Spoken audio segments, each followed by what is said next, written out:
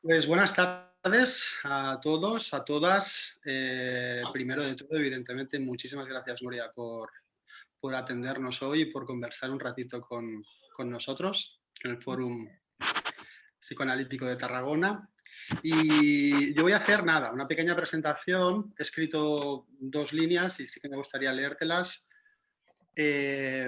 para poder introducirte y a partir de ahí empezamos a preguntar, conversar, charlar y Rosario, María Luisa y Isidre, ningún problema. Cuando queráis intervenir, intervenimos. No es ninguna ponencia, ni se trata de una conversación abierta, de intereses propios y adelante, y a disfrutar. Bueno, hoy acabaremos el viaje que iniciamos con Teresa Grandas y Maite Garballo Maezu, de la mano de Nuria Capdevila Argüelles. Recorrido que muestra un poco la hipótesis inicial de este pequeño taller seminario, que era el cuerpo como espacio político. Yo creo que nadie como tú, Nuria, y tu trabajo, ese hacer por necesidad que también tienes en común con todas las modernas, justamente para hablar de eso, del cuerpo como un espacio político. Justamente cuando escribía eso de el cuerpo como un espacio político, pensando en ti, ya ponía el cuerpo un espacio político. O sea, ya me saltaba ya la hipótesis y ya afirmaba de que me parecía que sí, que era un espacio político enorme. Eres catedrática de estudios hispánicos y estudios de género en la Universidad de Exeter desde el 2005, me decías, ¿verdad? Sí, bueno, llegué como titular entonces, pero pasan los años, llegan las canas y llegan las cátedras. Y de alguna manera has ido analizando los fantasmas que la modernidad ha producido respecto a esos cuerpos olvidados. Has dado y das luz, creo, a ese episodio moderno de nuestra cultura peninsular, que es la memoria tapiada de estas autoras. Y para reivindicarlas, tú las has llamado nuestras, pero también las has llamado inciertas. Una ausencia dolorosa, sin duda, de estas mujeres modernas que tú también las has dado a conocer como las sin sombrero, que si quieres luego nos da tiempo, también nos puedes explicar un poco el proyecto. Además es un material que se puede ver perfectamente en YouTube o en Filming, creo que está, ¿no? Está en la web de Televisión Española, se puede ver allí también, sí. Exacto. Bueno, ellas mantuvieron la tensión de vivir en un proceso de cambio en permanente construcción con la realidad política y social de la España de 1931 y anteriormente a esa. Y ellas debían escribir, creo yo, en un estado binario que siempre transitaba entre la tradición y la modernidad. Y justamente la modernidad, el regeneracionismo y el armario, creo que son conceptos que marcan un poco tu trabajo. Y yo, si me lo permites, añadiría las cartas. Porque justamente, hablando de la charla de hoy, estuvimos hablando con un compañero sobre la cuestión del armario y era bonito porque la definición de armario, una de las definiciones que encontré decía que era un objeto que guarda su contenido cerrado y que alguna vez es vislumbrado. A mí me parece que las cartas son exactamente lo mismo, parecen... Sí. Y durante todo este tiempo, entre muchas cosas y muchos trabajos que has realizado, has editado 2 libros, uno en el 2017 y otro en el 2018. Si me equivoco, me corriges. Unas son Las autoras inciertas y el otro es El regreso de las modernas. Como Carmen Conde decía que guardaba la voz en un pozo de lumbre, yo creo que tú con tu práctica de investigación y trabajo sigues guardando las voces de esos cuerpos olvidados que hoy se merecen un espacio político de reinvención crítica en el discurso hegemónico. Y tú, yo creo, sigues guardando la voz de estas modernas en ese pozo de lumbre que es nuestra incompleta memoria. Pregunta obligada e inicial y no me enrollo más. ¿Por qué nuestras modernas y por qué autores inciertas, Nuria? Bueno, pues hola de nuevo a todos. A María Luisa no la he saludado. Gracias, Armand, por esas pues palabras tan generosas. ¿Por qué autoras inciertas? Bueno, pues mira, has mencionado antes la reedición del libro del año 2017, pero la primera edición de ese libro fue 10 años antes. Entonces esa fue la primera edición de ese libro. Y esto tiene su importancia porque era más o menos el comienzo de mi vida académica y yo lo que quise fue paliar un error de la historiografía feminista de aquellos tiempos que afirmaba que el feminismo en España casi que empezaba después de la muerte del dictador, y muy tímidamente se empezaban a insinuar que había algunas voces después de doña Emilia Pardo Bazán. Pues estoy pensando en aquel libro famoso, ¿verdad?, de Scioli Mangini, Las modernas de Madrid.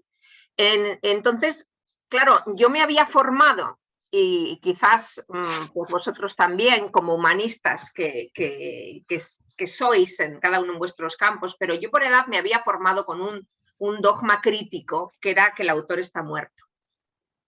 La muerte del autor de Roland Barthes. Y esto era como algo que no se cuestionaba. Ese dogma, la muerte del autor, aparte de borrar el cuerpo, ya que estamos hablando del cuerpo, ¿no?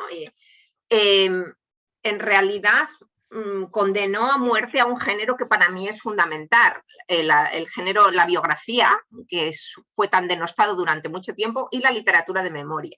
Entonces, nosotros compartimos pues proceder de un Estado que tiene un problema enorme con su memoria, y creo que esto también es importante no olvidarlo.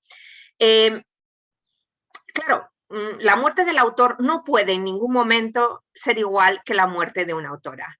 La muerte del autor, que le catapulta al canon normalmente, no tiene nada que ver con la muerte de aquellas mujeres que se han sabido ciudadanas de segunda en ese país predominantemente masculino que es el canon. Ellas ya sufren de una muerte en vida. Esa muerte en vida es su experiencia de autoría, y es una autoría incierta. Ninguna de las modernas que están en mi libro Autoras inciertas, o en mi otro libro Artistas y precursoras, o en El regreso de las modernas, ni una de las mujeres que aparecen ahí han escrito o han pintado, porque también tengo pintoras, o han trabajado con el ansia de encumbramiento de un autor varón. Nunca, nunca, jamás. Entonces, claro, ellas desestabilizan el concepto de autor, que tiene que ver con autoridad y con lo autoritario, pero a la vez yo les regalo autoría. Entonces, para mí, llamarlas autoras es absolutamente primordial, no autoras de segunda ni escritoras de obra menor,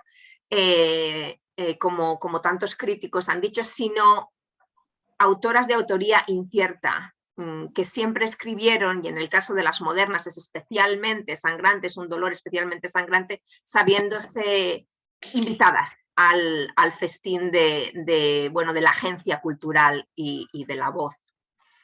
Así que por eso son autoras inciertas. Y además es que como no vamos a poder cambiar la historia, por muy certeras que yo las haga al regresarlas y al representarlas, y representar, yo siempre digo que sus tres vidas, la pública, la privada y la secreta, aun cuando al representar la secreta haga a veces daño a algún autor varón que está cerca de ellas, ¿no? Estoy pensando en el caso de Menéndez Pidal y María Goiri, o de Martínez Sierra y María de la Olejárraga.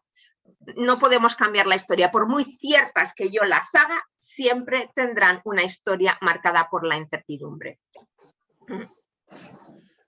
Ya, tú hablabas ahora creo que te lo leí o te lo escuché alguna vez, sobre el texto de Roland Barthes y la muerte del autor, ¿no? Sí, sí. Decías algo así como, ya puesto que el contexto es del psicoanálisis, decías algo así que su discurso, no sé si lo decías algo así, deslegitimaba de alguna manera la cuestión del padre, ¿no? Como lo había hecho anteriormente Freud, ¿no? O sea, de alguna manera yo leía que tú te diste cuenta que, bueno, le pudiste dar la vuelta a eso de la muerte del autor, y justamente eso, paradójicamente, abrió un espacio para legitimar esa autoría moderna de la mujer. Sí, pero es que eso, antes de que yo lo hiciese, lo hizo el mismo Roland Barthes. Lo hizo, porque él antes de morir, y ya consolidado como crítico, escribe su Roland Barthes par Roland Barthes y ahí se desdice. Y en definitiva nos viene a decir que la biografía importa, pero importa de otro modo. Importa como herramienta crítica que nos enseña como historiadores o como analistas o como humanistas que en la voz del autor convergen muchos discursos, que la vida importa. Y al hacer eso, fíjate, una cosa que él hizo también en su Roland Barthes, par Roland Barthes, fue salir del armario. Y también nos reveló que el paisaje de género, la relación entre sexo, género y cuerpo, es increíblemente reveladora a la hora de entender y de estudiar la historia de una voz literaria, el itinerario de una voz literaria, el sendero de una voz literaria o de una voz artística. Claro, no, el androcentrismo de Barthes es su androcentrismo, pero a mí ese descubrimiento me parece especialmente relevante para las mujeres. En todo tu trabajo, ahora pensaba, en todo tu trabajo y en el contexto que estamos ahora de reivindicar un poco el cuerpo como espacio político, un espacio de singularidad legitimada, con todos estos proyectos que tienes, como las cartas vivas, como la Sin Sombrero, ¿qué peligro existe de la homogeneización? Porque de alguna manera estás hablando de las modernas, estás hablando de autoras inciertas, ¿no? Para todas tienen un objetivo. Supongo que en todo ese trabajo, no dudo que hayas tenido esa sensibilidad y ese matiz presente, pero ¿cómo es? Es complicado. Sí, es complicado. Rescatas algo del olvido, rescatas algo de esa memoria tapiada que bien ejercicio hizo la falsa democracia en este país, pero claro, cuando las das a conocer, tienen que salir de alguna manera homogeneizadas, o tienen que salir en grupo, ¿no? Yo creo que, mira, empiezo desde la palabra grupo. Si hay una etiqueta que mueve dinero, es decir, poder, dentro del mundo literario español es la etiqueta Generación del 27. Eso, a día de hoy, mueve muchísimo dinero, muchísimos recursos, muchísimos significados. Entonces, una cosa que en su momento, cuando empezó el proyecto de la Sin Sombrero, yo creo que lo que demostró ese proyecto fue que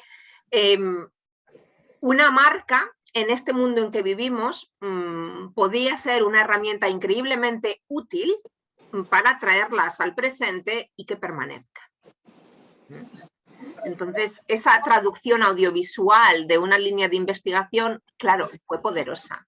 Pero es que también pasaba en un momento, antes cuando hablaba de la primera edición de Autoras Inciertas, coincide con la línea de memoria histórica que no me meto en política para nada, pero el presidente Zapatero yo creo que una cosa que sí hizo culturalmente buena fue la ley de la memoria histórica, absolutamente importante porque rompía el pacto del olvido. Entonces nos invitaba a agrietar la fachada de nuestra historia y mirar qué es lo que esconde la narrativa oficial y, en definitiva, quienes estaban escondidas eran ellas. Para sacarlas, para traerlas al presente, en este mundo actual, la marca es un mecanismo de comunicación absolutamente clave. Aparte, yo como académica sí que me siento constantemente interpelada por ellas para sacarlas. Y cuando digo sacarlas significa que tengo que comunicarlas de manera rigurosa y esto no se hace en un día, es un proyecto vital. Esto es importante, yo creo. Entonces, yo cuando empecé mi trabajo estaba mucho más sola, evidentemente, pero se van uniendo voces y vamos creando nuevas redes de comunicación y vamos redefiniéndolas, pero esto es trabajo en curso, trabajo en marcha, que lleva muchísimo tiempo hacer. Pero en definitiva sí que hemos ido creando una conciencia sobre, rompiendo de hecho el pacto del olvido que las sepultó. Y a mí hay una cosa que fíjate que me gusta mucho contar, igual ya me la has escuchado tú decir alguna vez, pero yo que formo a especialistas en estudios peninsulares y latinoamericanos y tengo alumnado que viene, pues bueno, que ha estudiado hasta COU estudios hispánicos en Alemania, en Francia, y se vienen a estudiar a Reino Unido y en España, y los tengo. Yo suelo hacer un experimento en clase cuando estoy con una de las asignaturas troncales y tengo pues igual pues 100 chicos y chicas de diferentes nacionalidades, y yo pregunto, cuando enseño las perspectivas culturales de la transición española, pregunto, ¿quién sabe qué es el Pacto del Olvido? ¿Qué es el Pacto del Olvido? Y claro, entonces tú date cuenta, pensad en chavales de 18 años, 19 años, y es muy curioso que los que vienen de Francia saben la respuesta, los que vienen de Alemania saben la respuesta, han estudiado historia y cultura española del siglo XX y saben qué es el Pacto del Olvido, ese pacto sobre el que se fundamenta nuestra segunda democracia, que es la que ocurre después de la transición, ese pacto por el cual aquellos elementos violentos del siglo XX no se tocarían jamás en la arena política, la guerra, el franquismo, la Segunda República, no se tocarían jamás en la arena política. Todo aquello que no se toca en la arena política encuentra un cauce de expresión en el arte y en la literatura y en el cine. Entonces, me llama mucho la atención que aquellos jóvenes que vienen de Alemania o del Reino Unido o de Francia saben lo que es, pero los que vienen de España no lo saben. Claro, porque ha sido tan efectivo que no nos damos cuenta de que, por ejemplo, si vemos el cine de Saura, pues representa la fantasmagoría de nuestras modernas, la representa. Si pensamos en la obra de Adelaida García Morales, incluso si pensamos en la vida de Mercè Rodoreda también, no podemos, necesitamos, para hacer una contextualización histórica de alguien como Mercè Rodoreda, necesitamos saber las dimensiones de su olvido y de su silencio, y son históricas y también son físicas porque era mujer. Romper entonces ese pacto del olvido, de alguna manera, Nuria, es una manera de práctica crítica, de investigación, casi política, diría, ¿no? Sí, y un poco para quizás llevar también un poco el tema al tema de tu seminario. Es que una de las cosas que vamos a descubrir si rompemos el pacto del olvido es que detrás del significante mujer y detrás del significante moderna española vamos a descubrir el problema de España y el problema de la mujer dentro del problema de España, esa visión de España como problema, como ente a regenerar, que a día de hoy nuestra clase política sigue usando esa palabra, se sigue hablando de regeneración. No existe esa palabra dentro del discurso político de este país en el que vivo yo, de Reino Unido, por ejemplo. Pero si miramos desde una perspectiva histórica, vemos el problema que ha sido el cuerpo de la mujer dentro de la regeneración, la modernización de España. Y miramos también a nuestro mundo actual y vemos que el problema de la mujer, que el cuerpo de la mujer sigue siendo un problema. ¿No sería maravilloso que acudiésemos a la historia y al estudio de nuestras modernas para comprender cómo se ejerce violencia contra nosotras, cómo se nos silencia, cómo se nos problematiza? En fin, yo pienso que los discursos de ellas, desde luego a mí siempre me sorprenden por su validez. En este sentido, te hablaba de la última novela inédita de Elena Fortún que acabamos de sacar. Yo trabajo con el archivo de esta autora, El pensionado de Santa Casilda. Es una novela que escribe en el exilio y tiene un personaje, una chica, que dice que es chico. Y Elena Fortún lo que hace es explorar identidades. Pero si tenemos este libro armarizado, encerrado, no perderemos una fantástica oportunidad de dar una perspectiva histórica a un problema que existe hoy en nuestra sociedad sobre el cuerpo. Al hilo ahora me venía a la cabeza, a ver si me explico bien. Por una parte hay esos cuerpos silenciados, enterrados, que tú tratas de exhumar de alguna manera con tu práctica de investigación. Y por otra parte hay ese cuerpo sobreexpuesto, ¿no?, de la mujer como objeto. Tú en tus investigaciones hay un episodio, me parece que es en El regreso de las modernas, que hablas de la Remington.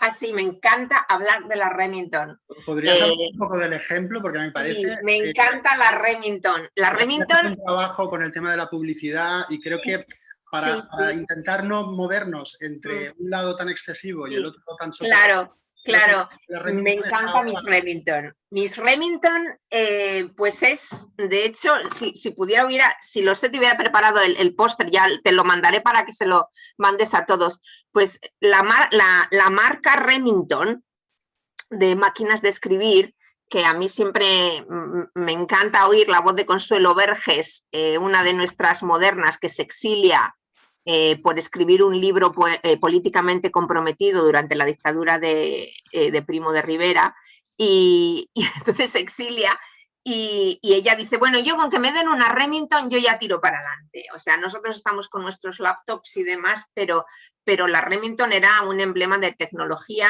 y además fue una marca que tenía unas campañas de publicidad absolutamente globales.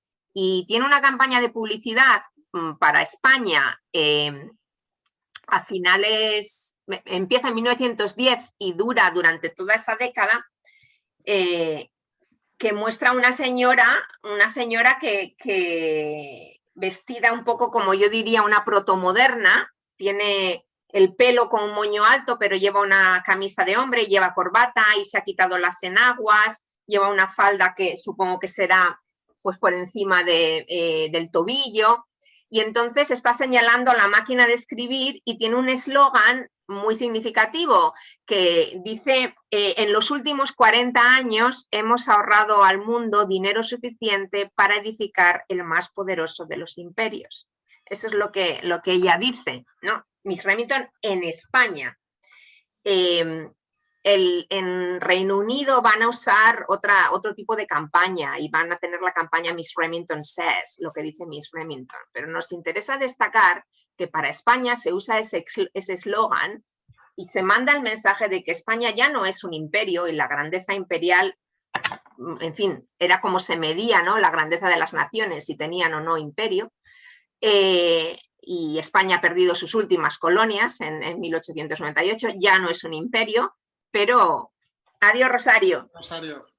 Pero claro, la Remington conecta con ese sentir de grandeza, ¿no? En fin, si usas la Remington, pues podrás regenerar tu país y podrás volver a ser grande de nuevo, pero a la vez tiene un toque de futuro porque habla de que, bueno, edificaremos un imperio si ahorramos dinero, si sabemos usar los recursos económicos. Entonces es un anuncio que conecta con el problema de España, con el problema de la mujer, porque toda la modernidad que tiene ese humilde póster se inscribe en un cuerpo femenino. No hay un Mr. Remington. En toda Europa jamás Remington va a usar un hombre para anunciar su máquina de escribir en ningún país de Europa. Y no solamente no lo va a usar, sino que cuando pasa el tiempo y llegamos al final de los felices 20, Remington también ha avanzado y va a tener dos nuevos modelos de máquina de escribir, el portátil y el silencioso, y para representarlos en pósters lo que va a hacer es romper el cuerpo de la mujer. Aparte de acortarle la falda, pues la va, bueno, pues la representa, la sexualiza un poco más, pero de nuevo inscribe en el cuerpo femenino y crea unos anuncios con una estética de collage que se parecen muchísimo a bueno, pues yo diría los créditos de Mujeres al borde de un ataque de nervios, la película la de Almodóvar, en la que hay tanto collage y tanto romper el cuerpo de las mujeres. Entonces, es una campaña absolutamente fascinante en toda Europa. Diré también que hay otra que me encanta, que he descubierto hace poco, que es la de leche condensada marca nacional, en la cual tenemos pues hay un póster como está una mamá con un bebé muy rollizo, ¿no?, en casa y luego pues tiene también la muchacha que le viene a dar el biberón de leche condensada al niño, y la muchacha parece la Carmen de, bueno, la Carmen de Viseo, una mujer, la mujer que tenemos en los pósters de la República también. Y tenemos en el fondo del póster un retrato como de un Cervantes o de un Velázquez mirando toda la escena en la que dos mujeres, pues bueno, pues están con el bebé y lo van a nutrir de una manera diferente. La mamá va a salir y la doncella pues le va a dar un biberón, para horror de Ramón y Cajal, que le daba mucho miedo que las mujeres se emancipasen, porque entonces no iban a poder amamantar. El cuerpo se iba a empequeñecer, la raza iba a empeorar y bueno, pues, en fin, decadencia total. Decadencia. Escuchar, para los que os habéis incorporado un poquito más tarde, hoy se trataba de tener una conversación con Nuria, así que Montserrat, Victoria, Isidre, María Luisa, Frank y Esther, cuando queráis intervenir, no hay ningún problema, porque se trata de una conversación abierta y cuantas cosas más escuchemos entre todos, pues mejor. Claro. Yo quería comentarte también al filo del inicio de esta intervención, cuando te he preguntado lo de los Remington, que es una cosa que también me ha parecido deliciosa en los trabajos que te he leído, y es esa doble condición de exilio, ¿no? de las autoras. Un exilio físico que es evidente, de desplazamiento, pero también ese exilio interior, ¿no? Ese exilio interior tan bestia, ¿no? Que de alguna manera, no sé, es que me salen tantas cosas, es tan complejo, porque creo que lo has tomado desde muchos puntos, el tema del exilio interior, y también al filo un poco del fórum, donde me gustaría si te pudieras detener un poquito a hablar sobre ese doble exilio, el interior y el exterior, Nuria. Pues ahí ahora la crítica ha acuñado otra palabra que me gusta mucho, insilio. Y me parece que si las pones juntas lo tienes a la perfección, ¿no? El exilio y el insilio, claro, y el exilio produce armarios, que esto es algo que yo digo muchísimo. Y has hablado de Carmen Conde, ahí tenemos una mujer que, a pesar de su vocación nunca traicionada, pues claro, se queda, no se va de España y sufre el exilio interior. Otra sería Lucía Sánchez Saornil. En realidad, fíjate que la segunda entrega de La Sin Sombrero, que fue la que yo hice como co-guionista, el título es mío, es Ocultas e Impecables, pero va precisamente de eso, del exilio interior, de todas aquellas mujeres que bajo una apariencia impecable ocultan la riqueza de su experiencia, tanto física, de disidencia, tanto vivida a través del cuerpo como vivida a través de la mente. Y en eso, pues por las circunstancias de nuestra historia, pues nuestro país tiene una riqueza enorme. Sí. El exilio, ese exilio interior que es fructífero, porque una cosa que también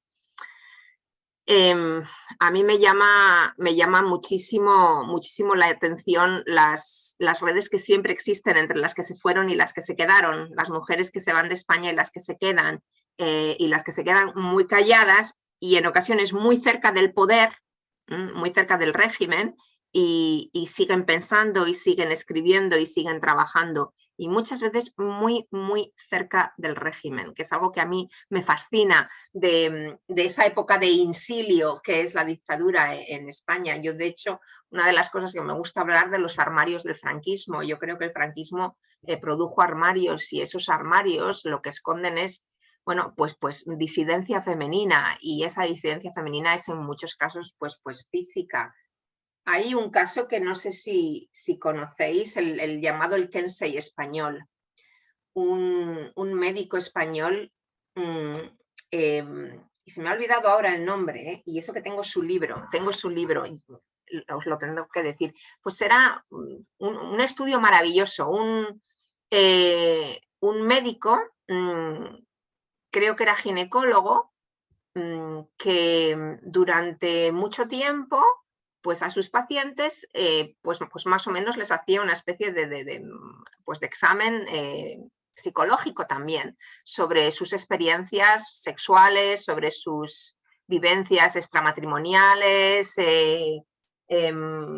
atracción homoerótica si la habían tenido, en fin, experiencias sobre su visión sobre el placer, y todo eso lo publica en el Rodio Ibérico, lo publica en Francia. Y es un estudio pequeño porque es una muestra pequeña, pero es una muestra absolutamente, una prueba absolutamente contundente de que podemos tener un Estado absolutamente autoritario y represivo, y detrás de la represión, exiliada de esa fachada, encontramos una riqueza increíble que nos da una narrativa nueva sobre el cuerpo, problematizado, claro, sobre el placer, sobre, en fin, sobre sexualidad, por supuesto, sobre experiencia de género, y es un estudio maravilloso. Os puedo decir quién es. Sí, intentaremos describirlo como referencia, si quieres, Nuria. Sí, estoy segura que es que, claro, lo tengo en mis archivos. Bueno, no te preocupes, ya lo pasaremos. Sí. En ese impacto, ahora yo pensaba, en ese impacto de ese desenterrar, ¿no? Todos esos cuerpos, ya hablo de esa manera. A mí me parece que es como una relectura prácticamente del siglo XX, ¿no? Sí. Porque antes hablábamos, ¿no? Antes de empezar la sesión, ¿no? Hablabas de ese compromiso feminista, evidentemente, pero yo creo que incluso va más allá. O sea, toca la cuestión de compromiso humanitario casi, ¿no? Por no situarnos solo en la cuestión del feminismo y yo creo que, no sé, lo que se está planteando también es una especie de relectura del siglo XX, porque de alguna manera no han podido participar de la historia. Sí, O de una historia muy particular han participado. Claro, vamos a ver, en el siglo XX se forma la Europa que conocemos hoy, se forman las naciones, ¿no? Que, bueno, más inmediatas a nosotros, se forma nuestro país como tal, tenemos 2 guerras mundiales, entonces sí que hay una reformulación del siglo, pero que también yo creo que no podía ocurrir mientras el siglo XX estaba ocurriendo. Necesitábamos que pasase tiempo para que nos diese una idea de la dimensión de las utopías que ese siglo inauguraba y luego también la dimensión del desencanto con el que se clausuró. Entonces, bueno, para esto pues hacía falta perspectiva histórica. Para tener una visión clara del siglo XX, hace falta que estemos en el XXI y de hecho que pase tiempo, ¿no? Pues para que quizás, fíjate, y esta, mira, os lanzo la pregunta de vuelta, necesitamos que las tumbas estén muy cerradas para poder empezar el proceso de abrirlas de nuevo, quizás es eso. Esto le he dado muchas vueltas, porque quizás cuando se decía que la transición estaba acabada, que era un modelo de éxito, etcétera, es cuando se empieza a cuestionar de veras y se empieza a agrietar ese modelo perfecto. Y empezamos entonces a oírlas a ellas, que estaban pues debajo, clamando por ser descubiertas. Y al final, vosotros de esto sabréis más que yo, pero la represión hay que estar trabajándola constantemente, ¿no? Es decir, aquello que reprimimos y en algún momento la misma presión formará una grieta y veremos aquello que ocultamos. Y yo pienso que es lo que ha pasado, pero para eso pues se necesita tiempo. Sí, me hacías pensar que igual, readaptando un poco la pregunta, en todas esas vivencias, ¿no? De estas mujeres, de alguna manera plantaron esa semilla, ¿no? De los que luego realmente ha devenido todos los movimientos feministas y todo lo que ha venido después. O sea, porque de alguna manera ellas, vivían en esa dicotomía, ¿no? En esa presión social que nosotros ahora ni imaginamos. Antes hacía referencia, ¿no? Mercè Rodoreda, ¿no? Cuando uno puede leer La Pasta del Diamant, pero cuando uno lee, por ejemplo, La muerte y la primavera, dices, pero bueno, ¿pero esto qué es? ¿Esto qué es? ¿No? O sea, por no criticar a nadie, pero queda Judith Butler y queda quien sea. O sea, es un trabajo, bueno, algo increíble y hecho en una época que ni mucho menos es la época que estamos ahora. Entonces, nada, era por replantear un poco la pregunta y más que una relectura del siglo XX, yo creo que también has hecho alguna referencia alguna vez que ellas fueron semilla de todo ese movimiento, ¿no? Sí, pero además... Que vivieron, ¿no? Claro, además has mencionado a Butler, pero a mí me gusta mucho insistir en que qué importante es todo lo que nuestros referentes escribieron sin tener el lenguaje que tenemos nosotros. Entonces, Rodoreda no tenía la palabra género. No estaba, y aún así, madre mía, cómo expuso el poder de este hecho cultural, el poder político, el poder social, el poder económico. Pero no tenía esa palabra. Veo que hay dos preguntas. Sí, ahora justamente estaba tecleando, ha sido más rápida, pues yo no veo el orden de las preguntas, si... ¿A que están en el chat? Está Victoria y está Frank. Muy bien. Paso a Victoria y después Frank. Perfecto.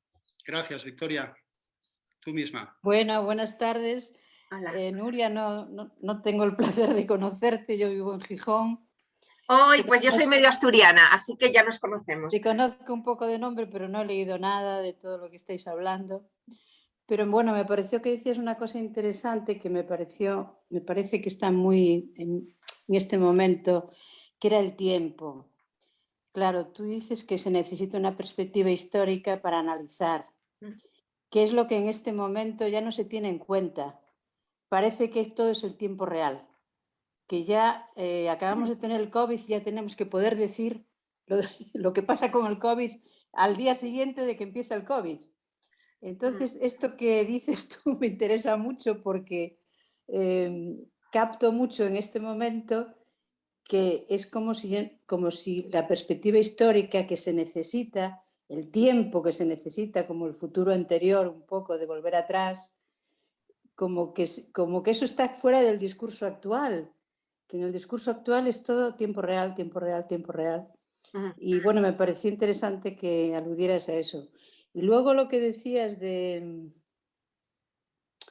esta mujer, Mercè Rodoreda, yo sé que la he leído porque yo estudié mi carrera en Barcelona, entonces tenía ciertas relaciones con la literatura catalana y eso. Pues sí que es cierto y quizá la palabra viene después, ¿no? Viene a recoger, es un significante que viene a recoger algo que no lo había, ¿no? Es como una creación ex nihilo, igual que ocurre en la experiencia analítica, ¿no? Que aparece algo que no estaba, no porque esté reprimido, sino porque no estaba. Que se crea, que con el nuevo sujeto se crea algo nuevo y entonces, bueno, me parecía que era interesante. También solo quería aportar esto y muchas gracias. A ti.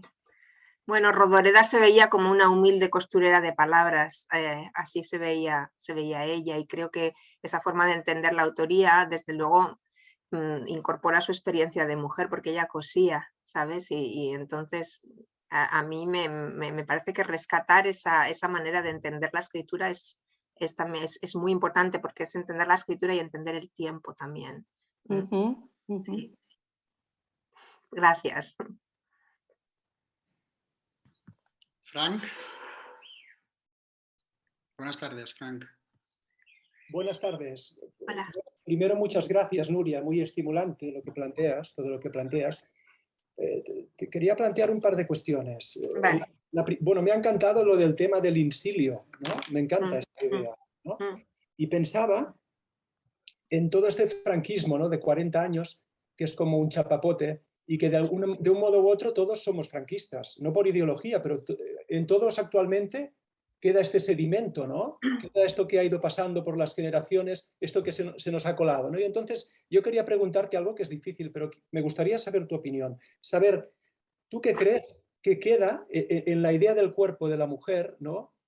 Hoy en día, en nuestro hábitat, dijéramos, ¿no? Lo que podemos conocer, ¿no? Sobre todo, ¿qué queda de este franquismo? ¿Cómo ha afectado? ¿Qué indicadores tenemos o qué cosas podemos decir en la actualidad? Esto uno, ¿eh? Ya sé que es muy difícil, pero si puedes decir algo yo estaré muy contento, ¿vale? Y después, me ha encantado también, entre otras cosas, lo que planteabas de que en épocas de represión, ¿no? De insilio, como decías, tiene una cara, dijéramos, positiva o productiva, ¿no? Porque son momentos en que uno, como está contra las cuerdas, está en contra de las cuerdas, pues casi por supervivencia produce, ¿no? Es decir, hay algo más incluso de lo subversivo en esas épocas. Y pienso que en la actualidad, ¿no? Sucede de cierta manera un poco lo contrario. Es decir, hay una especie de liberación que desorienta más que otra cosa, ¿no? Porque veo... Es algo estructural, entiendo, y más pensado desde el psicoanálisis también, ¿no? Que la represión, dicho así muy rápido y de cualquier manera, la represión ayuda a que el deseo se oriente, ¿no? Cuando no hay represión, o sucede como en la actualidad, que hay represión, pero es muy sofisticada, no es que no haya represión, es que hay una represión que uno no la localiza demasiado. Por lo tanto, el deseo es algo que no se orienta tan bien, ¿no? Y esto creo que tiene unos efectos en el cuerpo, ¿no? En el uso político del cuerpo de la mujer también, ¿no? Y también el del hombre, porque para el psicoanálisis la mujer y el hombre, ya lo sabemos todos, que no tiene que ver con los genitales ni tiene que ver con nada de esto, ¿no? Dijéramos que hay un cuerpo más localizable, más, dijéramos, ubicable, ¿no? Para todo sujeto, y un cuerpo que no es tan ubicable para los sujetos y que es independiente de la biología, ¿no? Bueno, que me ha gustado mucho. Y no sé si esto te sugiere algo, pues seguimos charlando. Sí, y en realidad es que, bueno, sí, has apuntado dos cosas que me parecen muy, muy interesantes, muy pertinentes. Creo que yo voy a apuntar una respuesta, pero es que me encantaría que siguiéramos por esa línea. Respecto a lo que has dicho del franquismo y del legado que pudiera o no pudiera tener en nuestra forma de pensar y de entender. Yo creo que tenemos, más allá del franquismo, un legado del siglo XX en nuestro país. Yo voy a decir dos cosas que suelo decir de la cultura española y que creo que el franquismo tiene mucho que ver. Una, creo que la cultura peninsular está muy obsesionada por las esencias, la esencia del hombre, la esencia de la mujer, la esencia del niño, la esencia de la patria. Creo que, por ejemplo, esa es una de las razones por las que sea tan difícil hablar de nación en España. Cuando yo vamos a ver, yo aquí vivo en un estado que tiene 3 naciones diferentes, yo no entiendo cuál es el problema, ¿sabes? Entonces, hay una obsesión por las esencias, cuando si nos ponemos a pensar en esencias, como decía Joan Bautista Humet, ¿no? En una canción, por cierto, pues igual descubrimos que no hay nada, ¿sabes? Tanto obsesionarse con las esencias, pero el pensamiento esencialista yo creo que redunda en dogmatismo. Y creo que estamos en una época increíblemente dogmática respecto al cuerpo. Entonces, hay un dogma que yo ahora veo. Entonces, dogmatismo y esencialismo me parecen dos consecuencias importantes.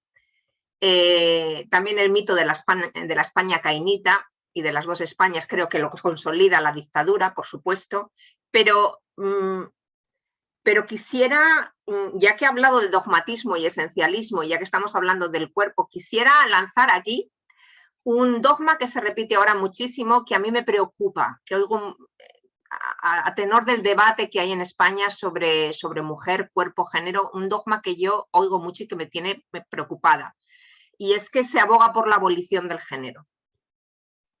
¿Vale? Entonces, yo es que pienso que esto es imposible. Aunque sea contingente, pienso que es imposible. ¿Cómo empezamos a abolirlo? ¿Qué hacemos? Decía yo hace poco a un periodista que me preguntaba, ¿qué hacemos para abolirlo? ¿Dinamitamos las tiendas de Rosa Clara, por ejemplo? Yo puedo no consumir ese género de la misma manera que no consumo la religión.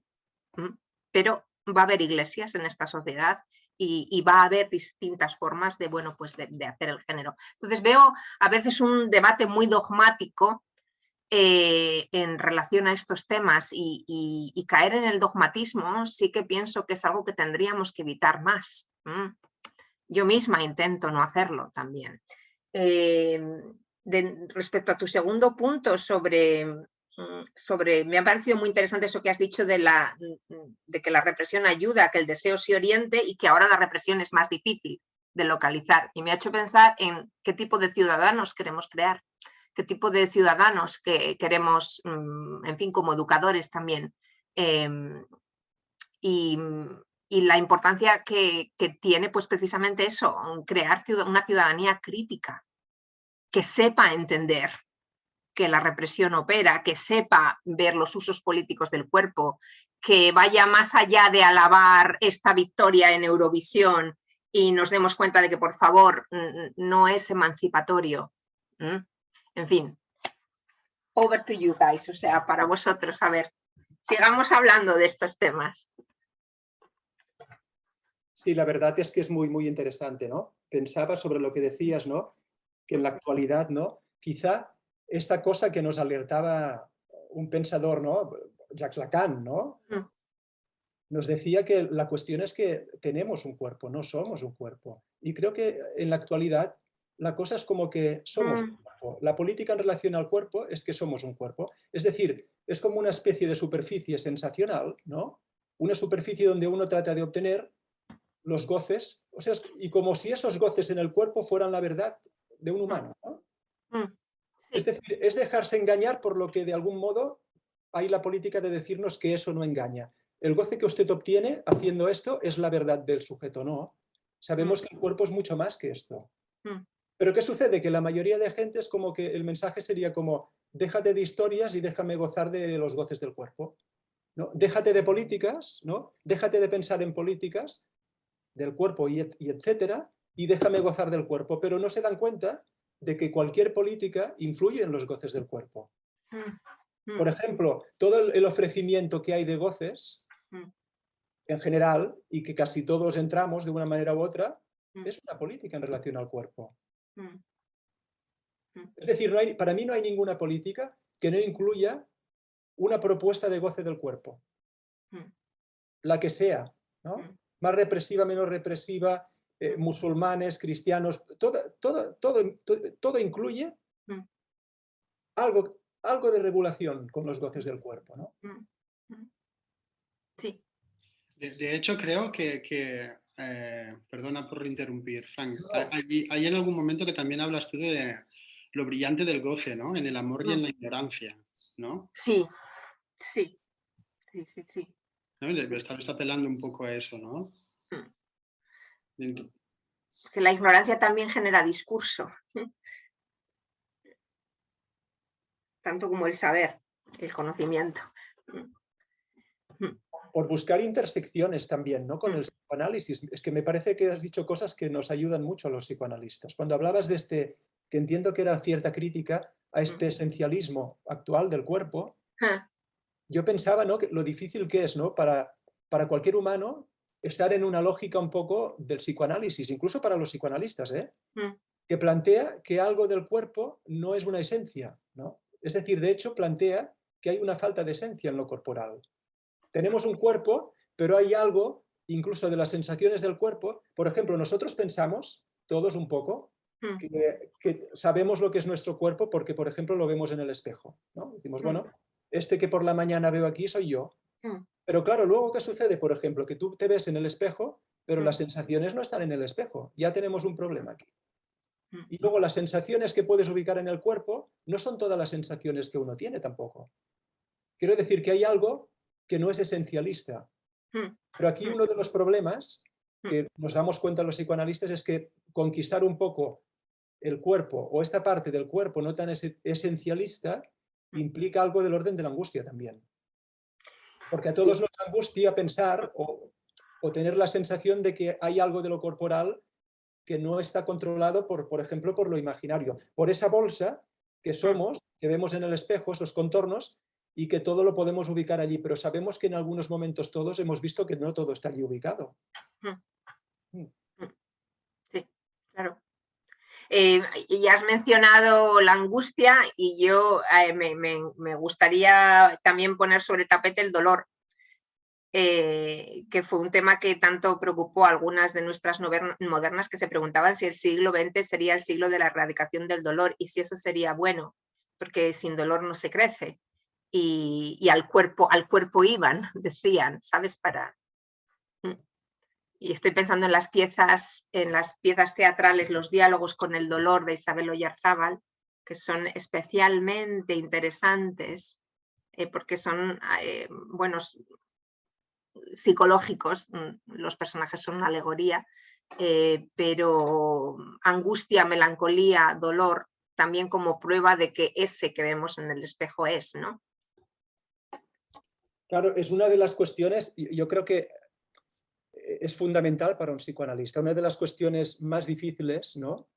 En un análisis se trata de algo del orden de que hay algo del dolor que venimos a decir en psicoanalítico el goce, ¿no? Hay algo que no es placentero, que va más allá del placer, como decía Freud, sí. y que supuestamente no lo queremos y nos quejamos, pero luego cuesta horrores consentir a librarse de ese dolor. ¿Por qué? Hay varias razones y una de ellas es a lo que apuntas tú también, porque el dolor no deja de dar consistencia. Claro. Vuelve a llevarnos a esa idea, a esa sensación de que localizamos a través del dolor una corporalidad, ¿no? Sí. Y es esa cosa de más vale malo conocido, más vale dolor que duele, que no a ver qué va a pasar, ¿no? Y esta es una de las grandes dificultades que tenemos los analistas en las terapias, ¿no? Sí. Porque por un lado vemos la división de todo sujeto. Por un lado quiere librarse de eso, pero por otro lado no quiere librarse de eso. El más vale malo conocido que pensamiento utópico. ¿Te valdría? Bueno, también, sí. Sí. Sí, sí. Tenemos otra mano levantada, Victoria. Bueno, muy interesante lo que estáis comentando. A ver, yo esto de que comentáis de que cada vez el cuerpo está más presente, es cierto. Yo no creo que sea solo en España. Bueno, lo que tú dices, esencialismo, sí, pero bueno, el esencialismo es una cosa de Occidente más que de España.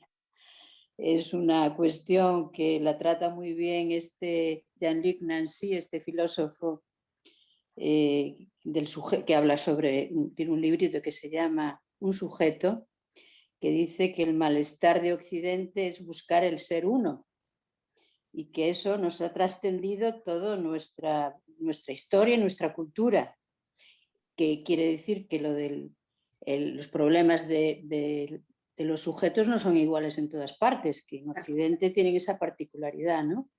Y que el individualismo cada vez es mayor. Desde el momento que empieza el capitalismo, la ciencia, desde el momento un poco de Descartes que empieza con el yo pienso, el individualismo cada vez es mayor, con lo cual se va confundiendo el individuo con el cuerpo, cosa que eso tiene que ver con cada vez más acuciante. Ya incluso nosotros mismos confundimos a veces el sujeto con el individuo y el cuerpo. Eso es una cosa que cada vez se desliza más, que el sujeto cada vez está más pegado al individuo y al cuerpo. Incluso para nosotros cuando hablamos de sujeto, nos olvidamos que el sujeto es solo materia significante, no tiene nada que ver con nada más que eso, ¿no? Entonces es una cosa muy, muy, muy presente y muy perturbadora para la época que vivimos. Es más, a partir de que toma el cuerpo esa función donde toda la problemática ya se centra en el cuerpo, no en las relaciones, por ejemplo, ¿no? Entonces, bueno, empieza pues todas las cosas biológicas, la cosa de estética, las torturas de la guerra, todos son... El cuerpo ya toma una posición, bueno, como tú dices, el cuerpo político, supongo que tiene que ver un poco con todo esto, ¿no? Toma una función que no tenía antes y cada vez eso es más fuerte. Lo que tú propones me parece difícil, parece muy difícil porque es una preponderancia muy generalizada, muy generalizada. Y lo que dices del dolor, pues quizá también vivimos una epidemia de dolor, cada vez mayor. Cuantos más, ¿cómo se llaman las cosas contra el dolor? Las pastillas contra el dolor. Cuantos más analgésicos hay, más dolor hay. El dolor está generalizadísimo. Pero fíjate que se pensaba hace 100 años que se iba camino de la erradicación del dolor. Ya, pero es todo lo contrario. Curioso esto, ¿verdad? Cada vez el dolor es mayor. Todas las fibromialgias, los dolores de cabeza, ¿cómo se llama ahora el dolor de cabeza ese que no me acuerdo del nombre? A los que le duele la cabeza, ¿cómo se llaman? ¿Cómo se llama? Cefalea, no sé. Bueno, la fibromialgia sí, la fatiga crónica, ¿no? Migrañas. Ahí no me sale el nombre. Migrañas, sí. Migrañas, las migrañas, todo eso que ha tomado una fuerza considerable, vamos, que era impresionante la epidemia de dolor que tenemos es brutal y todo el mundo se medica. ¿Cómo veis los psicoanalistas el problema del dolor en la actualidad? Porque es el dolor y cuerpo, ¿cómo lo veis ahora? Esas pues patologías como la fibromialgia, porque yo sé que hay debate dentro del colectivo de médico, psiquiátrico. Yo lo veo, como te decía, en ese sentido, que el cuerpo cada vez más recoge toda la sintomatología, como empezó un poco con la histeria también. Sí, claro. En relación también al individualismo y a confundir el individuo con el cuerpo. Entonces el cuerpo recoge ya todo y yo lo veo en ese sentido, que cada vez es más acuciante, que la sintomatología parece como dolor, no como síntoma más simbolizado, como síntoma más de pregunta, sino que lo veo muy generalizado. No puedo decir mucho más que eso, pero bueno, creo que es una epidemia y que tiene, quizá tiene que ver un poco con Occidente y Europa, puesto que también vamos a buscar a los chinos que nos quiten el dolor, porque quizá la cultura china tiene otra manera de sufrir y todos los chinos vienen bueno, todos no, que hay muchos, pero muchos vienen con sus técnicas a quitarnos el dolor, ¿no? ¿Quién no va hoy a un oriental a que le dé fisioterapia o todas esas técnicas? Yo lo veo mucho en la cultura occidental.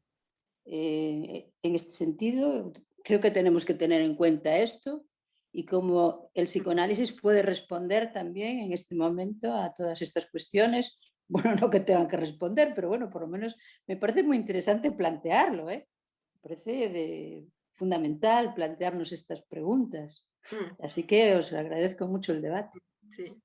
Yo una de las cosas que pienso en este sentido es que es una época en que las personas están muy organizadas, en el sentido de que todo pasa por los órganos, ¿no? Como si no existiera nada más. Y bueno, nos enseña muy bien Freud y Lacan que aparte de unos órganos en el cuerpo, hay todo un mapa, ¿no?, que él llamó pulsional, hay toda una heterogeneidad que para cada persona es diferente.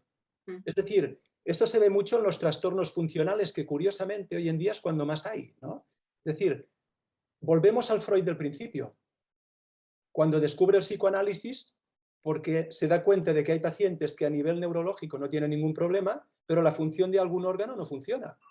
Entonces él empieza a teorizar que hay algo más que los órganos. Y esto hoy en día, igual que el poder de la palabra, parece algo, otra vez, tan subversivo como en la época de Freud. Porque el poder de la palabra, del significante, el significante también es una mano de una madre en la barriga del hijo cuando le duele, ¿no? Este tipo de prácticas parecen una especie de cosas que ya se han perdido, ¿no? Y por eso también quizás se buscan en otras historias, como la acupuntura, los chinos, se buscan otras culturas esa manera de aplacarlo cuando ya tenemos aquí maneras también, ¿no? Es decir, esto funciona de maravilla, pero sorprende todavía, sorprende que una palabra pueda sanar. Y también para mí está muy claro que el otro de la salud, ¿no?, dicho así, es un otro del medicamento. Y cada vez más, o sea, no es un otro ni de yo no sé si en el juramento hipocrático, no estoy seguro, no me lo he leído, incluyen los verbos tocar y escuchar al paciente, pero los médicos hoy en día ni escuchan ni tocan al paciente. Tocar al paciente y escucharlo lo puede sanar un montón, pero a la mínima que vas a un médico de cabecera, lo habitual es que te va a dar un medicamento. Te va a dar un medicamento antiinflamatorio o te va a dar un medicamento ansiolítico, ¿no? Como si te diera un caramelo. Y el problema de esto es que realmente un medicamento, por ejemplo, ansiolítico, provoca también otro goce en el cuerpo.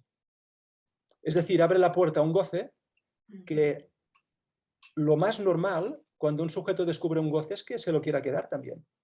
Para lo de los goces, somos todos muy voraces, ¿no? No queremos perder ni uno.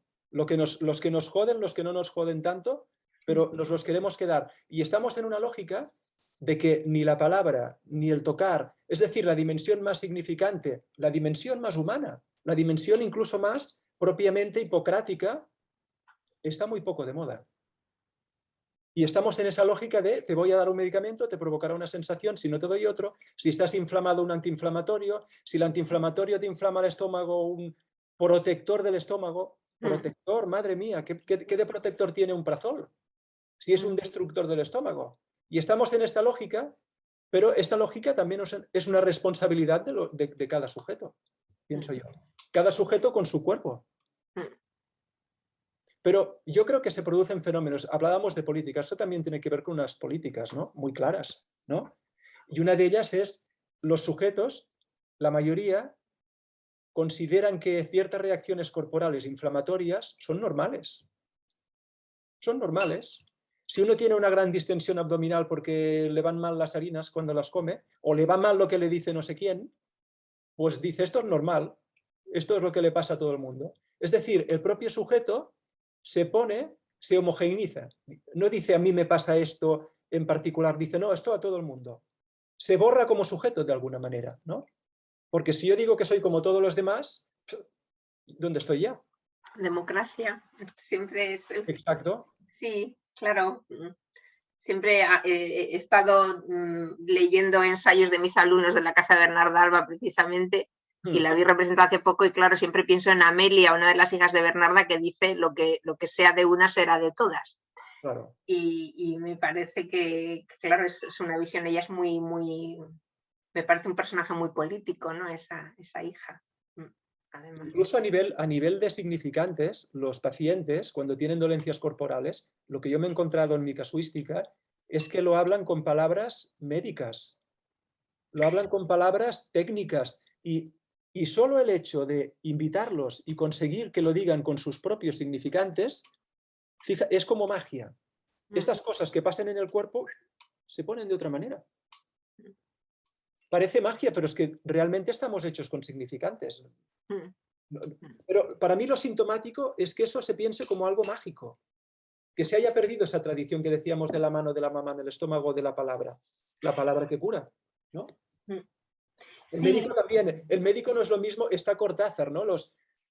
Instrucciones para tener miedo de Cortázar, no sé si lo recordáis, cuando lo recuerdo vagamente, ¿no? Uno que va al médico, voy al médico, ¿no? y hay una lámpara allí a media luz y el médico me está haciendo una receta, mientras tanto me está diciendo, tranquilo, que usted está bien, todo irá bien, no le pasa nada. Y dice, pero yo me agacho un poco y veo que el médico lleva medias de rejilla y tacones. Quiero decir, hay algo del orden de que lo que me diga el médico tiene un efecto en mí. Tiene un efecto muy directo porque ocupa un lugar de saber, ocupa el lugar del otro de la salud. De autoridad. De autoridad. Y bueno, ya no me enrollo más de momento, ¿eh? Isidre, ¿no? Creo que me has pedido la palabra. Ir interviniendo, ¿eh? No es necesario que yo vaya dando palabra, ¿eh?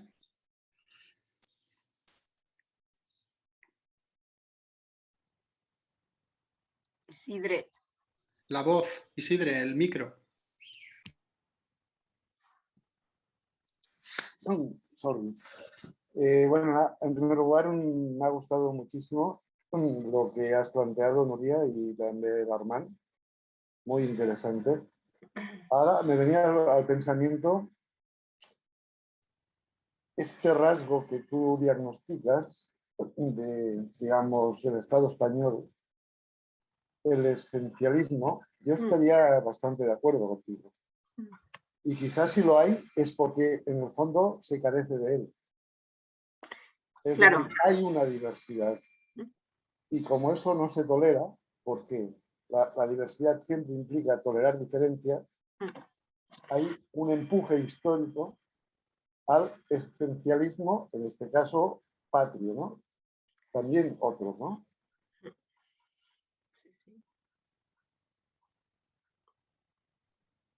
Dos preguntitas y un comentario que, bueno, parte de lo que quería decir casi que lo ha dicho Fran en su última intervención, ¿no? Cuando habéis planteado el tema del dolor, y estoy de acuerdo con lo que ha dicho Victoria y con lo que ha dicho Fran, ¿no? Es decir, si hacemos la hipótesis que hoy en día en Occidente hay más dolor, incluso podríamos decir más dolor de entrada físico que se trata realmente con medicamento, y creo que ha sido Victoria que ha dicho como, creo que ha sido ella, como una, es decir, el cuerpo recoge este dolor que va más allá que un dolor físico, ¿no? Y creo que en buena medida tiene que ver también, ¿no?, con el uso del cuerpo en Occidente y en el siglo XXI, ¿no? De la parte más imaginaria del cuerpo como forma, como imagen, ¿no? Y ahí estoy de acuerdo con Fran, que pienso que hay un declive, ¿no? Un declive de la palabra, ¿no? Del peso de la palabra. Y quizá por eso no sea tan casual que se busque a los chinos, porque, por ejemplo, en la acupuntura no pasa por la palabra. Es un tratamiento como otros, que creo que ha señalado Fran, de los fármacos, etcétera, donde, bueno, de ahí no pasa por la palabra y por lo tanto, yo diría, no pasa por el sujeto, ¿no? Realmente ya los griegos decían, ¿no? Hablaban de la curación por la palabra. Pero eso creo que se ha ido perdiendo en Occidente. Ya está, ¿no? Sí, dos preguntitas. Veo que tu investigación va más allá del franquismo, ¿no? También has hablado de la dictadura de Primo de Rivera, etc. Quería saber el marco, digamos, histórico-temporal de tus investigaciones y la diferencia que haces entre vida pública y privada, entre privada y secreta, ¿cuál sería el límite ahí? Si puedes decir algo. Bueno, el marco de mis investigaciones pues es desde el siglo XIX, segunda mitad del XIX, hasta casi la actualidad, yo diría, ¿no? Porque ahora mismo acabo de escribir sobre una mujer que está viva y estoy como muy contenta, entonces también estoy escribiendo sobre el presente, una niña de la guerra que no ha muerto. Entonces esto para mí ha sido un regalo, porque siempre he estado escribiendo de mujeres que ya están muertas y ahora pues me llegó un inédito de una niña de la guerra que todavía vive en México, Carmen de Castellote. Os recomiendo que leáis su poesía, publicada en Torremozas, y entonces pues que me encanta poder escribir de alguien vivo, de una mujer viva, Isidre. Entonces ese sería mi marco temporal. Me interesan muchísimo las hijas del siglo XX y las diferentes generaciones de mujeres modernas. No es lo mismo una moderna que nace en la década de 1880-1890 que una moderna que nace con el 20. Entonces eso es algo que me interesa muchísimo. Y a ver, ¿qué es lo segundo que me has preguntado? Así, sobre la vida pública, privada y secreta, las tres vidas en especial de las mujeres que estudio. Pues, ¿dónde está ¿Dónde está el límite? Mira, mi prisma es siempre la autoría, el estudio de la autoría. Entonces, a mí lo que me ha interesado estudiar es aquel contexto que hace que la voz de una mujer salga a la luz, se publiquen, los textos se publiquen, pero en el caso de las autoras siempre tenemos que conocer aquellos textos, aquellas razones que han limitado el desarrollo de su voz.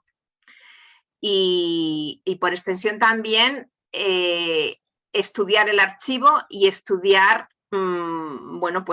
cualquier manuscrito que no haya sido publicado, material que no ha sido publicado. Entonces, a la hora de estudiar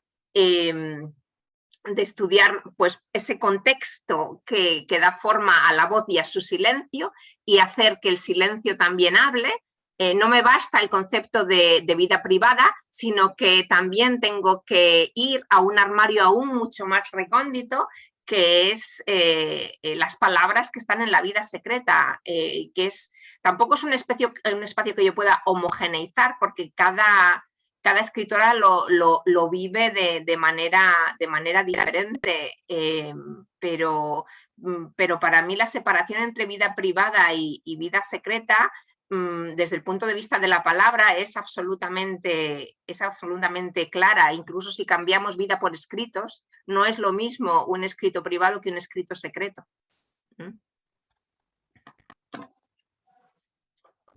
Y no sé si me ha quedado algo sin contestar, pero soy muy charlatana y me estoy dando cuenta que hay alguien también que quiere hablar. Creo que Montserrat había pedido. Montserrat, es que de verdad soy muy charlatana. Así que... No. Muchas gracias. Yo he llegado un poquito tarde, entonces creo que me he perdido el principio, pero bueno, lo que a mí me gustaría como plantear es el tema de la imagen del cuerpo de la mujer.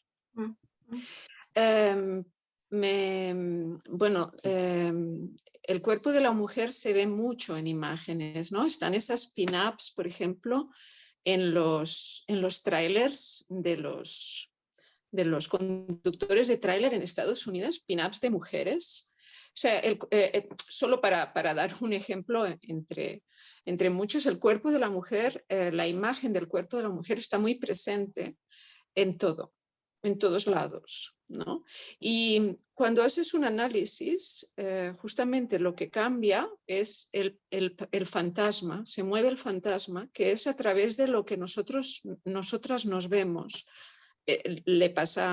Nos pasa a todos los seres humanos. Vemos la realidad a través de un fantasma, y hacer un análisis es un poco mover un poquito el fantasma, que hace que no nos vemos de la misma manera, incluso en el espejo.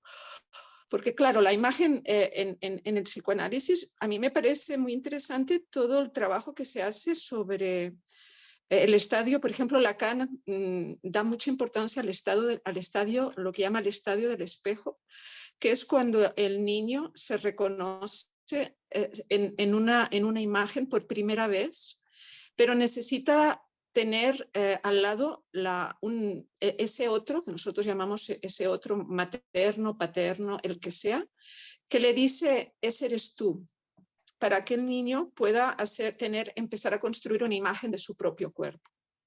Y en el esquizofrénico eso no acontece bien, y tiene una imagen desestructurada del cuerpo. El esquizofrénico se ve roto, se siente roto. Y la pregunta que yo me hacía, es cómo en ese espacio más íntimo en el que de alguna forma intentas entrar, ¿no?, de estas autoras, si hay algo que tenga que ver con un cambio a través de la historia en cómo la mujer se ve.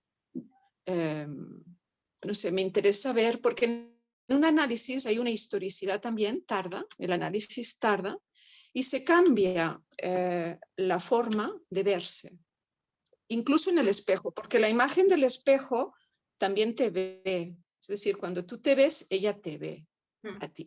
Te sientes mirada por tu propia imagen, que es algo que pasa en la clínica, que hay mujeres o hombres que dicen, bueno, hay un caso clínico que he leído hace poco, y había una señora que decía, pero ¿quién es esta que me mira? es su propia imagen que la ve y ella no sabe quién es esa, ¿no? Entonces trabajamos mucho ese tema, pero yo no sé si estás confrontada a esa preocupación en las mujeres que has estudiado, de la imagen de su cuerpo y a través de la historia. Estoy absolutamente fascinada escuchándoos porque entiendo muy bien vuestro discurso, pero a la vez es increíblemente nuevo y revelador para mí. Entonces, si puedo responder a tu pregunta sobre historicidad y cuerpo, primero desde tu propia argumentación, porque y creo que vamos a llegar a un terreno importante, interesante. Has hablado de los pin-ups. Hay un pin-up muy importante en nuestra cultura que todos reconocemos hoy, que vemos a diario y que es pues la muñeca Barbie. La muñeca Barbie en principio fue un pin-up. Era una imagen que estaba en los camiones, en los camiones del ejército nazi. Entonces ha evoluciona, se convierte en un icono de moda. Incluso ahora mismo se habla de Barbie como icono feminista, se quiere diversificar su cuerpo. Entonces, una cosa que desde luego podríamos decir hoy en este foro de ese objeto material que es la Barbie, es que al igual que nuestro cuerpo, el de las mujeres está absolutamente saturado de representación. Y siempre está representando cosas nuevas y cosas diferentes. Entonces, me parece que ahí tendríamos algo que decir sobre la continua generación de significados históricos. Respecto a mis autoras, te voy a hablar de un ejemplo que para mí es increíblemente significativo, que es una autora que es central en mi trabajo investigador, pues porque me llegó su archivo, que es Elena Fortún, de la que seguro que muchos de vosotros habéis leído a Celia o habéis visto la serie de televisión, y la hemos redimensionado al sacar su literatura inédita y su literatura inédita, la más secreta, la que ella verdaderamente escondía, que nos ha revelado pues el espectáculo tenso y doloroso, y claro, tengo que usar esas palabras, en especial después de haberos escuchado a vosotros, tenso y doloroso de su experiencia física, de su cuerpo. Y entonces la hemos hecho ser algo diferente, ya no es solamente una autora de literatura infantil y juvenil, la creadora de Celia, sino que también es una mujer que tuvo una experiencia de dolor y de alienación física que era necesario rescatar y narrar de nuevo y mostrar al público y que fuera leída, consumida. Entonces, sí que te puedo decir que siempre, si logro llegar al archivo, siempre ellas me sorprenden y encuentro una experiencia que no esperaba, siempre. Eso siempre me ha ocurrido, siempre.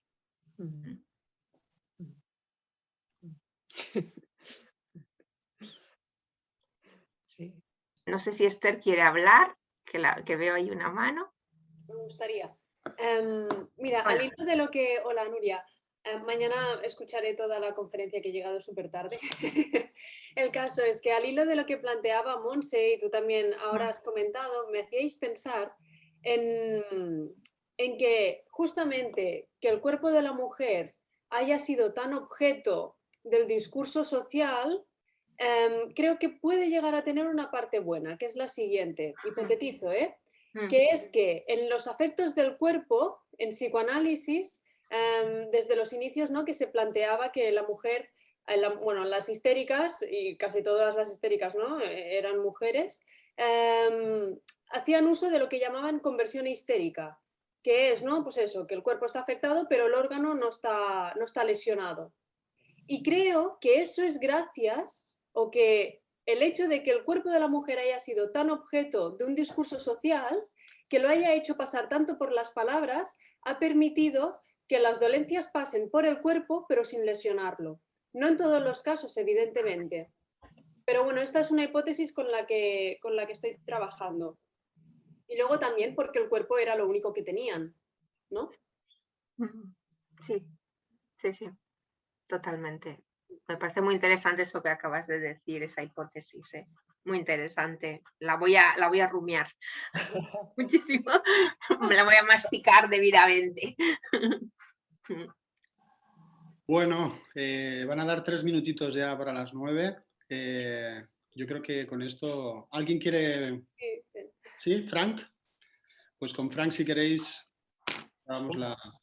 Todo se ha de acabar, yo me lo estoy pasando muy bien, pero se ha de acabar. Pero mira, me ha estimulado particularmente lo que planteaba Montserrat, todo el tema del estadio del espejo, y estaba pensando que de alguna manera, ¿no?, lo que tratamos de hacer como analistas, al menos en un primer momento, ¿no?, en un análisis, para establecer lo que se llama la transferencia, el vínculo este que necesitamos para el trabajo, ¿no?, es tratar de devolver el propio mensaje del paciente a la manera invertida, que es lo que hace un espejo. Es decir, al final el analista es como una especie de superficie especular que devuelve el propio mensaje, pero ya no es ese espejo que decía Montserrat que te mira, porque cuando a ti te mira el espejo, esa propia mirada que es tuya y a la vez extranjera es un punto de angustia, un punto ciego pero de angustia. Es un punto que diríamos de real en psicoanálisis, ¿no? Pero claro, aquí en este caso el analista se pone en un lugar y de algún modo permite algo de lo simbólico. Ya no es puramente especular, ya es algo de lo simbólico que recubre lo real, que es la propia mirada, recubierta por la mirada del analista, y se produce algo mucho más interactivo.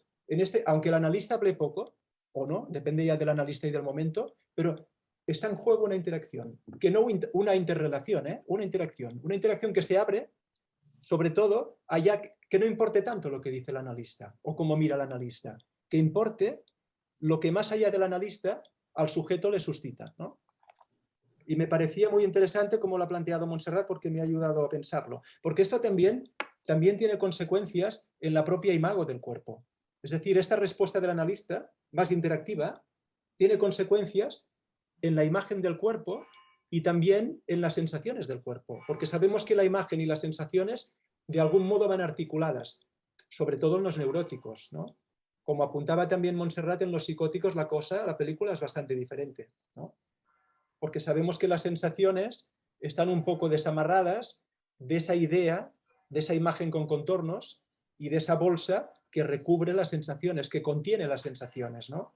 Por eso se habla, sobre todo en la esquizofrenia, de este sentimiento de fragmentación tan angustiante, ¿no? Que de cierta manera, todos, aunque seamos neuróticos, en algún momento lo experimentamos. Es decir, la imagen especular no es infalible, ¿no? A veces falla. A veces esto se ve, por ejemplo, cuando uno se levanta según qué mañana y no se reconoce. Dices, hostia, ¿qué es esto, no? ¿Qué pasa aquí, no? ¿Este soy yo? Es decir, que hay algo de lo especular que da cuenta de que recubre algo que tiene un punto de angustia. Bueno, yo me enrollo también que no veas. He aprendido muchísimo de vosotros, muchas gracias. Pues nada, pues eso, agradeceros a todas el encuentro, agradecerte mucho, Nuria, el rato y bueno, agradecer al Fórum, sobre todo de poder abrir estos espacios que bueno, que el encuentro de disciplinas siempre dan juego, aunque mucha gente no lo crea, pero siempre dan mucho juego. Y esperemos que, bueno, al inicio de conversación lo hacíamos, ¿no? Esperemos recopilar todo el material y haremos alguna cosa con Teresa, Maite y contigo, y que estáis invitadas a Tarragona cuando os plazca. De cuerpo presente. De cuerpo presente. Bueno, pues muchísimas gracias, me lo he pasado muy bien y me ha encantado conoceros a todos. En fin, pues ya sabéis dónde estoy para lo que necesitéis. Un abrazo. Muchas un abrazo. gracias. Adiós. Un abrazo a todos.